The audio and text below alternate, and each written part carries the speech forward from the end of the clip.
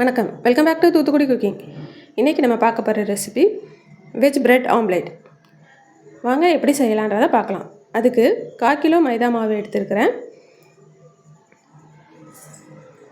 அது கூட குட்டி குட்டியாக தக்காளி கட் பண்ணி போட்டிருக்கேன். 2 தக்காளி மீடியம் சைஸ் எடுத்து கட் பண்ணியிருக்கேன். விதையெல்லாம் எடுத்துட்டேன்.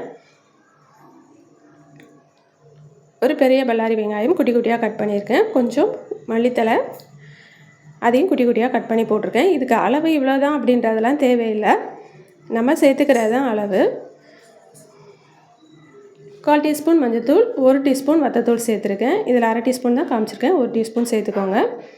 1/2 டீஸ்பூன் மிளகு ஜீரகத்தூள் சேர்த்துக்கோங்க.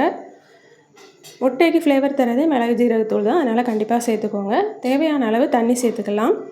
தண்ணி சேர்த்து இது எல்லாத்தையும் ஒன்று போல் நல்லா மிக்ஸ் பண்ணி விட்டுக்கிடுவோம். இது கூட நம்மளுக்கு தேவையான அளவு உப்பு சேர்த்துக்கலாம். தூள் உப்பு சேர்த்துருக்கேன். இதையும் சேர்த்து நல்லா மிக்ஸ் பண்ணி விட்ருவோம். இப்போ எல்லாம் நம்ம சேர்த்து மிக்ஸ் பண்ணி வச்சாச்சு. இப்போ இதில் நம்ம ப்ரெட்டை முக்கி நம்ம பொரிச்சு எடுத்துட வேண்டியதுதான். ப்ரெட்டை நல்லா முக்கும்போது அது கூட வெங்காயம் தக்காளி எல்லாம் சேர்ந்து இருக்கிற மாதிரி பார்த்துக்கோங்க. அதோடு சேர்த்து சாப்பிடும்போது ரொம்பவே சூப்பராக இருக்கும். தோசைக்கல்லில் காய வச்சுருக்கிறேன். அதில் நம்ம ப்ரெட் ஆம்லேட்டை போட்டு சுற்றி எண்ணெய் ஊற்றி மீடியம் ஃப்ளேமில் வச்சு எடுங்க.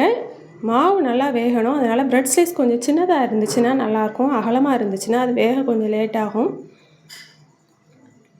மாவு வேகிறதுக்கு டைம் ஆகும். மாவு வெந்தால் தான் நம்ம சாப்பிட ரொம்பவே சூப்பராக இருக்கும். இங்கே பாருங்கள், பார்க்கவே கலர்ஃபுல்லாக இருக்கிற வெஜ் பிரெட் ஆம்லேட் நாங்கள் இப்போ சாப்பிட போகிறோம். நீங்களும் உங்கள் வீட்டில் செஞ்சு பார்த்து சாப்பிட்டு எப்படி இருக்குன்னு சொல்லுங்கள். என் சேனல் பிடிச்சிருக்குன்னா லைக் பண்ணுங்கள், ஷேர் பண்ணுங்கள், சப்ஸ்கிரைப் பண்ணுங்கள். ஏற்கனவே சப்ஸ்கிரைப் பண்ண சப்ஸ்கிரைபர்ஸ்க்கும் வியூவர்ஸ்க்கும் என்னோட நன்றிகள். நன்றி, வணக்கம்.